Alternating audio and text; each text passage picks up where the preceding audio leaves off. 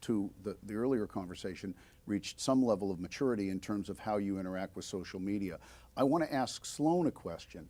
Are you finding the large percentage of clients to be at that level of adolescence or puberty and on the road to maturation, or not? I mean, because it's one thing to have that conversation, it's another thing to heed what you hear from the consumer and react to it, because if you don't, it's certainly a wasted opportunity if it's good news or bad news.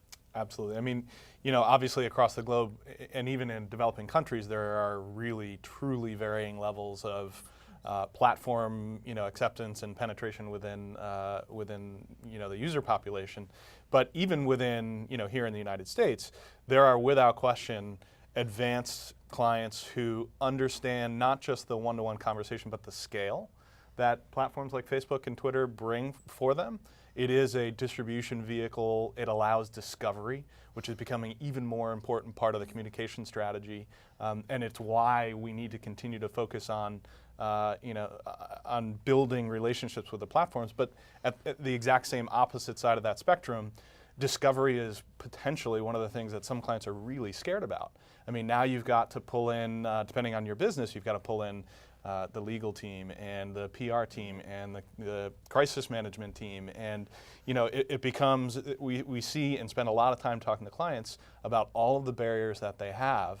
And it's not an easy conversation to figure out how and why should PR drive the Facebook page today versus the product launch team tomorrow when Beetle is going live, and where does that real estate go? Who gets to think about the optimization and the management of the conversation? And all of those are really difficult topics. We started talking a little bit earlier about whose job is it, and is it someone's second part-time job? How should a small company think about social channels? Is it somebody's full-time job? Is it 5 people's full-time job? What's the value of it? All of those are really tough things to bring to light, especially when you're talking about an investment management conversation. Who gets the money? Is it, we know that we've spent money on TV for the last 10 years.